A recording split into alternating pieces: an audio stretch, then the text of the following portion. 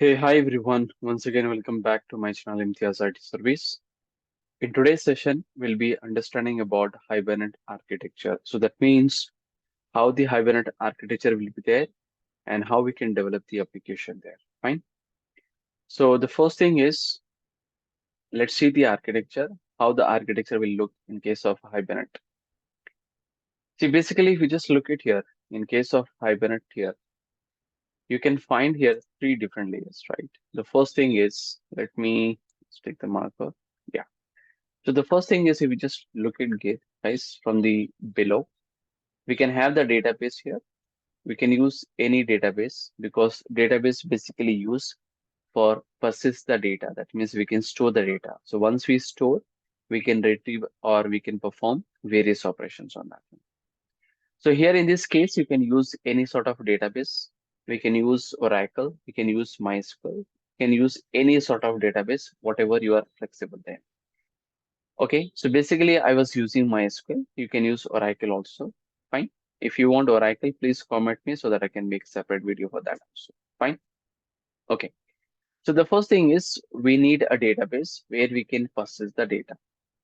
Now, generally here, second thing is once we set up the database, once we have the database, okay, we can develop the application so that it can interact with the database and we can perform the various operations there. Fine. Now, the second thing is we required here Hibernate software. So this three, second thing is we required Hibernate software. So first thing is we need the database. Second thing is we required the Hibernate software. Okay. So why we require the Hibernate software, guys? Because we want to connect with the Hibernate here. Okay. So for example, if you're using the JDBC, we require the JDBC software, right? So when we talking about the Hibernate application we're developing, which is helping us to interact with the database and we can perform the various operations. So we require the Hibernate software. So generally, how we can get the Hibernate software, that all the things we try to learn with practical session there. Fine. So generally here, when you're developing the Hibernate applications, basically we may be using so many classes, we are using so many interfaces. By using that, we can able to connect with the database and we can perform the various operations there. Okay, so where we are going to use the class called as configuration, which is helping us to create the configuration object and by default looking for Hibernate configuration file, which is used to interact with the database and get or connect with the database so that we can perform the various operations there. We can get the session factory is one of the interface. We can get the session factory object. Session means is also interface. We can get the session object to perform the various operations. If you want to perform the operations like insert, update, delete, we need the transaction. Okay. And generally, in case of Hibernate, we use the Hibernate queries like we use query or criteria. Okay. So we'll see that practically how each and every one we can use individually. And I'll be showing for you in depth each and everything here. Fine.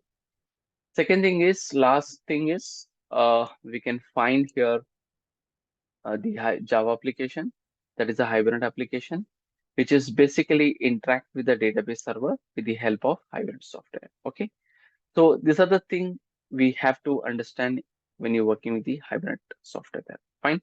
So anyhow, I'll be explaining for you each and everything in details. So the first thing is we'll be working with the database. So step one, the first thing is we need to set up with the database, guys. Okay. So maybe some of the people are using oracles. You can use the oracle also, guys. If you're using the oracles, I suppose for you to create the user. If the user is already available, then create the database, or you can create tables directly there. But I was using the oracle. Sorry, I was using the MySQL here. So basically, I have the user. I can also create the user separately for MySQL also. I have a user, the root user I was using here. In that root user, I'm going to create the database. Okay, in that database, I'm going to create the tables there. Now, if you see that when you're working with Oracle here, so we have the root user, guys. Inside the root user, I'm going to create the database. Inside the database, you can create the tables. You can create the procedures. You can create the functions. Okay. So all this, you can create the views. All these are considered as a objects in the database there. Okay, so we have the root user. In case of MySQL, we have the root user, guys. Okay, inside the root user, I'm going to create the databases. We are going to create the databases. You can create any database now. Inside this database, we can have the tables, we can have the procedures, we can have the functions, we can have the views, we can do any sort of things here. Again, it depends on user. All these tables, procedures, functions, and the views will be considered as an object there. Fine. Okay. Now the thing is, step one, what we are going to do, guys? The step one is we want to create the tables, and where we are going to create the tables inside the database, and where this database will be available inside the user, and we have the root user. Sir, I don't want to use a root user. You can create the separate user. Inside that, you can create the database and you can create the tables. So the first thing is basically when you start developing the application, hybrid application, so make sure the tables are ready. So generally, this is the recommended here. If not, also it will create automatically. I'll be showing that also for you how the tables are creating, okay, automatically in case of Hibernate software also. Okay, so the best practice I'm showing here for you know, from the backend, because whenever you get some requirement here from the backend, basically we'll have to set up the things, right? So make sure that all the tables are working. If they have any sort of relationship like one to one, one to many, many to one, right? So make sure that you can make a relationship properly and you can make set up all the tables properly there. Fine. Okay. So we just imagine that we have a user and then we have the database and we can create the tables for that. Make sure that every table can have the primary key because the primary key it is helping us to uniquely identify. So primary key is nothing but which is helping us to create a unique, okay, inside the table. So inside the table, we can have a unique ID. So for example, see generally, uh, in case of the employees, what can be the unique guys? It can be the employee ID. For the student ID. Okay, for the customers, if you see the for the customers, you can have the unique mobile number, you can have the unique email ID, they can have the Aadhaar card, they can have the PAN card. So these are the unique IDs, which is helping us to identify here, right? So whenever you create the tables here, make sure that we can have one primary key, which is helping us to uniquely identify the columns inside the table or inside the rows, sorry, uniquely rows inside the table there. So that means make sure that duplicates are not allowed here. Fine. So anyhow, I'll be showing all the things practically for you. Fine. Okay, so this is the first thing we have to take care, guys. Now, as I told you guys now, basically I was using the MySQL. So we have a MySQL workbench here. So once you install the MySQL, please comment me so that I can help you to understand how to work with the MySQL, how to download the software, how to be install it here completely, and how to start working there. Fine. So for the time being here, we just imagine that you have the MySQL software and we're just opening here. You just type here MySQL workbench so that it can be open this one. Now, if you just look at here, I have another database also I have created by my own way. So that is a MyDB user I have created, but I was not using here. I was using here localhost. So inside that, basically you can find guys, there are so many databases. Man. There are so many databases you can find it, guys. Okay, which I have used for depends on my application there. Okay, now if you want, you can create your own database also. If you want, you can create your own database also. Depends on your requirement. Okay, suppose if you want to create your own database, you can create it here. Let's say, for example, here you want to the new connection here. You can create the new connection also. Depends on your requirement. Okay, no? So it is up to you. But I was using the local host here. So inside that, I basically created one database, guys. That is whose database name is MyDB. Okay, whose database name is MyDB. If you want to create the database also, you can create your own database also. Fine. Okay. So for the timing here, I have already created the separate database, guys. Inside that, as I told you that we can have the tables, we can have the views, we can have the procedures, we can have the functions. Okay. So for the time being here, I'm just deleting here, guys. I don't want here as of now. I'm just dropping all this one.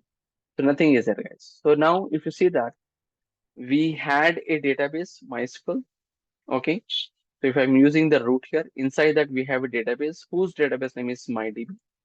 Okay. Inside that you can create the tables, procedures, functions, views. It depends on your requirement. But as of now, we want the tables where we can persist or we can store the data. Depends on the requirement there. Fine.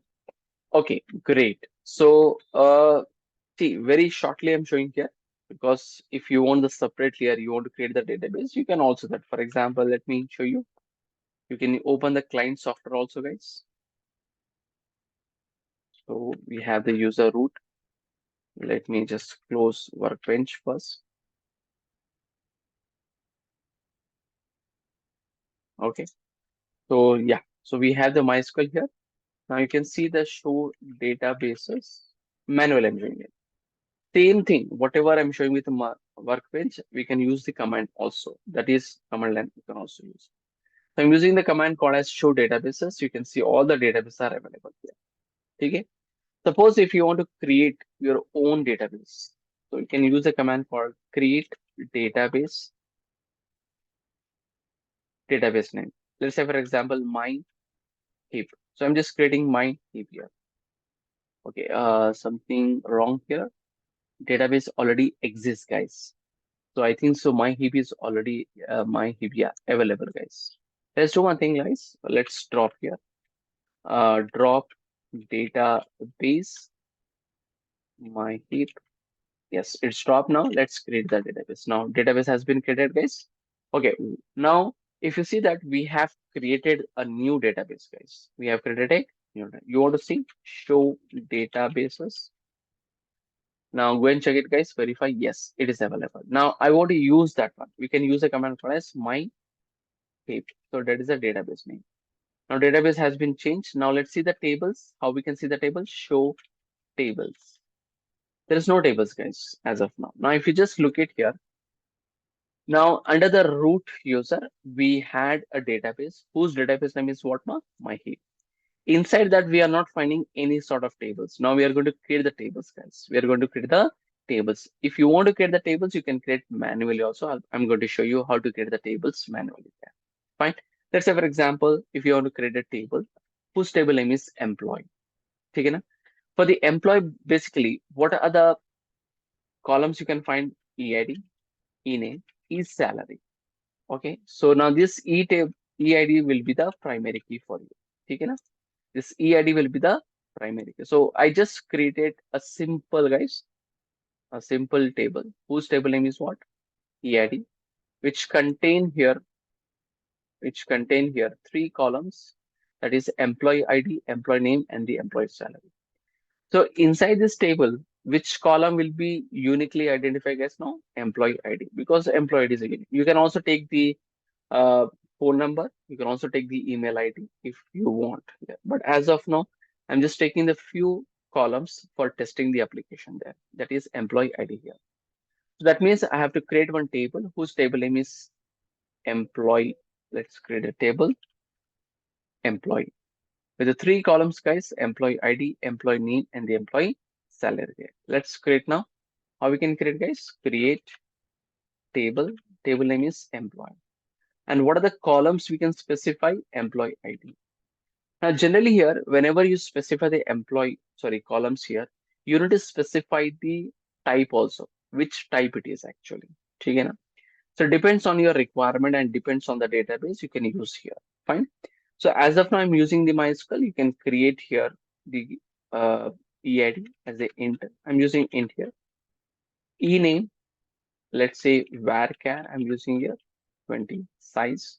And e-salary, I'm using double precision, comma, scale. That's it. The table has been created, guys. Let's describe the table, whatever the table we have been created. Now, perfectly, the table is available, guys. Okay. So this is the manual I was creating, guys. Okay. This is the manually creating. I'm just showing here what exactly, but we forgot to add the primary key. Now, generally, what happens, like generally a developer, okay, when they are creating the table, they may be forgetting to add the primary key.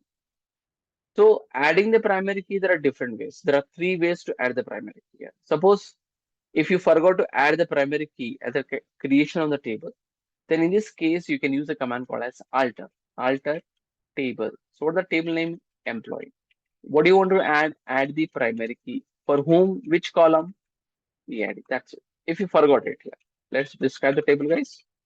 Now, if you see that primary key has been added here, okay. So generally, I'm just dropping the table that is employee. Now, what if that during the table, okay, you can just add it here like this, primary key. That's it. Now, describe the table. You can see that primary key is there. Okay. So this is one thing, second thing is, if you want third thing, please comment me so that I can show you also. Fine. Or else I'll make separately for that how to work with the MySQL so that you can understand. Yeah. Fine. For the time being here, I'm just showing here manually how to create the tables, guys. I hope everyone has understood, guys, how to create the tables, how to add the primary key. Generally here, when you're working with the Hibernate software, depends on the project class. Like whenever we configure the project class, okay, then we will configure the table also. So if the table is not there, then automatically tables are created in case of Hibernate. So I'll be showing for that also how the Hibernate software is creating the tables automatically here. But I hope everyone has understood, guys. Step one. Step one is clear for everyone, right? So step one is what we have done, guys. Now we have just created the user. Like if you're using separately, you can create the user as I said for you. Inside the user, already I'm using the root user, guys. Fine. So no need to create it here. If you want, you can also create it here. Okay. Simple command create user. Okay. User identify by so and so. That's it. And we can give the privileges, what privileges you want for the, okay, user, like what privileges in the sense, like what you want to do. Okay. So those privileges we can add it here. Then inside the user, we can create the database, guys. I have shown you how to create the database, and then we can get the tables, procedures, functions, and use here. Make sure that every table should have the primary key because it should be uniquely identified here. I hope the step one is clear for everyone. Let's go to step two, guys, now. Before that, let's clear the screen. Okay. Now, step two is what? Get all the required dependency or jar files of the Hibernate. See, basically what happens like when you're working with the Hibernate application there, we can create manually, guys. But generally what happens like if you're working with the Hibernate manually, it's creating a normal project and then you need to add required jar files. Generally what happens like when you're working with the Hibernate here, okay, and when you're working with the manually. For example, we are downloading one jar file. Let's say Hibernate. Okay, let's say Hibernate jar file you are required here. So basically you're downloading one jar file. I'm just imagining here. Let's say hip3 is one of the jar file. Just imagine here. So basically, when you download this jar file and when you add it to the project here or class path to your project here, generally what happens, guys, maybe this Hibernate required other jar files. That means this Hibernate using internally other jar files. So in this case, your application is going to stop because it required other dependencies. Now, what we're supposed to do, we have to go manually and we have to search in Google the required jar files, and then we need to download and then we need to add it here. So this is very, the traditional approach where the people or developers are using, and they are fed up with that because, we don't know what jar files. It depends on the jar files. Depends on the errors. We can just go to the Google and we can find the required jar files and then we can download it. So this became a headache for the developer there.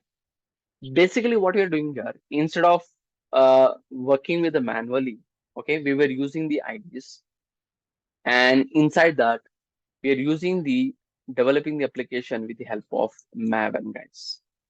Okay, we are using what? Maven. Okay, so when you develop the application with the help of Maven help us. Oh, well, let's learn. Okay, let's do one thing. Let's learn a few points about the manual. I just already kept the points for you so that we can quickly just revise. If you want separate video, guys, for the Maven, just comment me so that I can make you the separate video for the Maven. Okay, so that you can understand end to end here. Fine. Anyhow, in the future class, I'll be making. But Still, I request for you to comment so that it can help you to understand how many people want here. Okay. See, basically, what is Maven here? So Maven is one of the automation tool, guys. Okay, or we can say it is helping us to develop the application very quickly and is helping us to manage your application, or else it helps to simplify your project there. Okay, so Maven is one of the automation tool which is helping us for Java projects. Okay, it is basically help us to simplify the process of managing the project build, getting the dependencies like a jar files, and also documentation.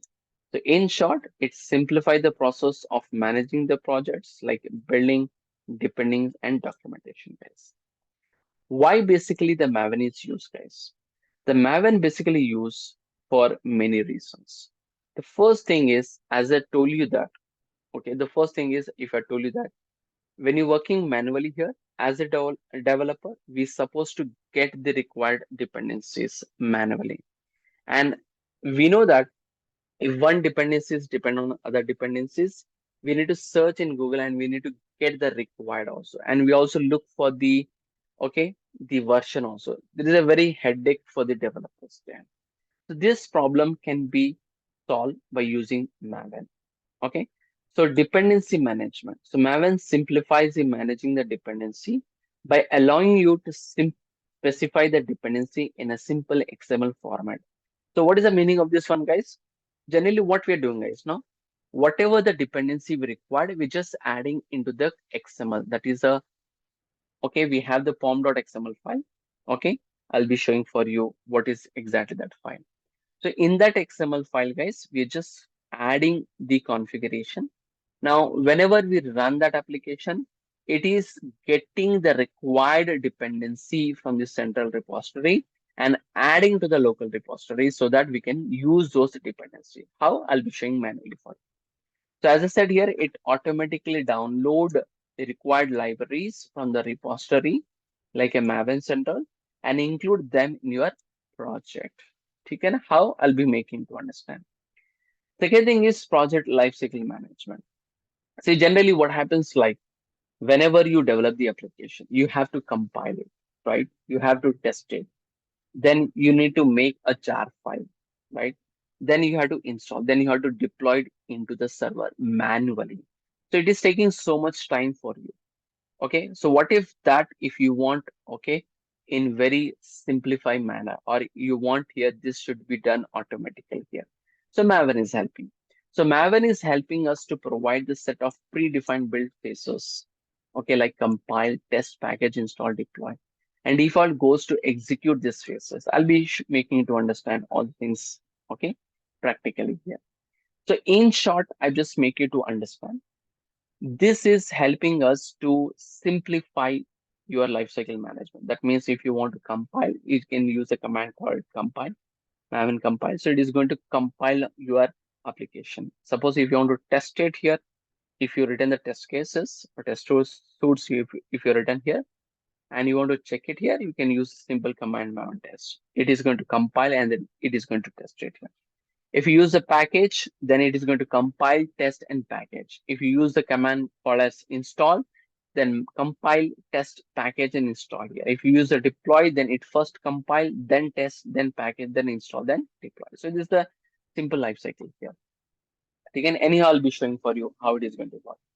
Then build automation here. As I said you, Maven automate the process of building, testing, and the packaging your package. Because whenever you use the command called as Maven clean install, okay, it can move all the stages like compile, test, packages, then install here.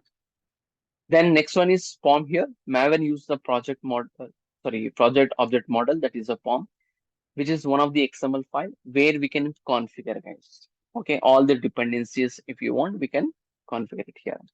Last thing is what? Plugin ecosystem.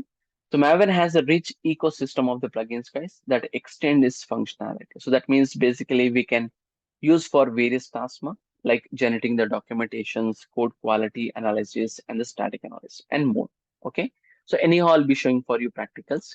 So this is why we use a Maven. So in short, you just think one thing you understand, guys.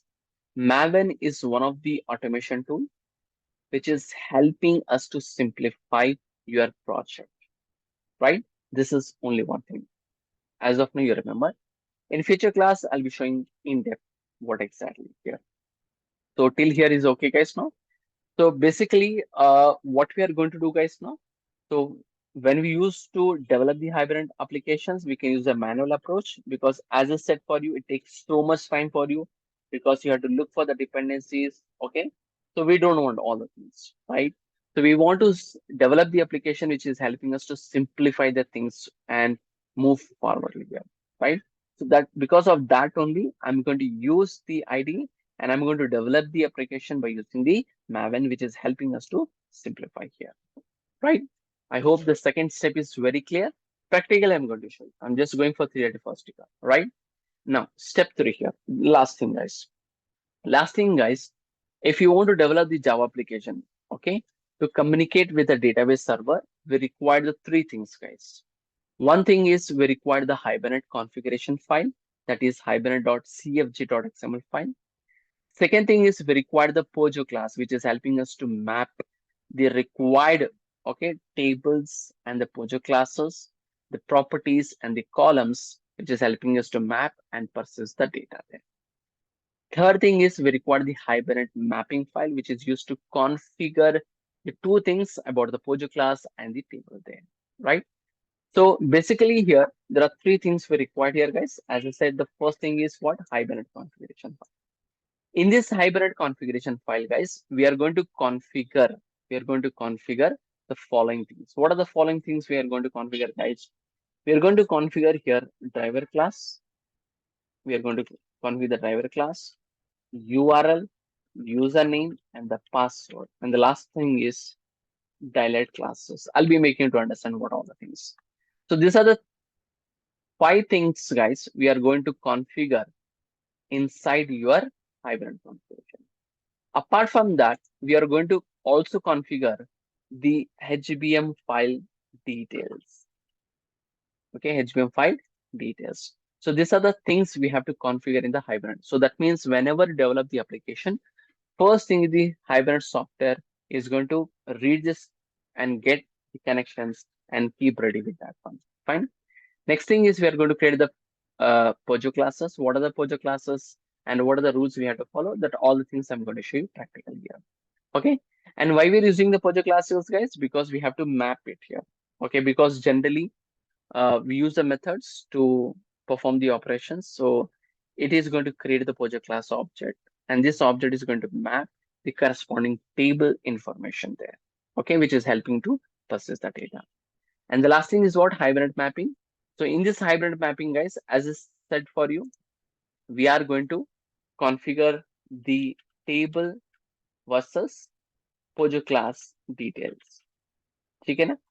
So that is columns versus properties detail. Okay, so these are the information we are going to configure inside the Hibernate mapping. Everything I'll be showing practical so that you can understand here. Fine. So this video, I'm just making to understand what is the architecture and what it contains and how we can work with that here. So with this one, I hope everyone is clear, guys. What is the architecture? So first thing is we have to set up with the database. Second thing is we required the required dependencies. And third thing is we have to develop the application. For developing application, as I said, these are the things we required here. I hope in this video, everything is clear for you. In the next video, we'll be showing the practical things and how we can work with this. Okay. So I hope everyone has got clarity in this video. So if you just understand, please like and subscribe my channel, guys, so that we can, I can make all other videos also. Fine. Thank you so much for watching this video. In the next video, we'll be understanding practically, guys. Okay. Thank you.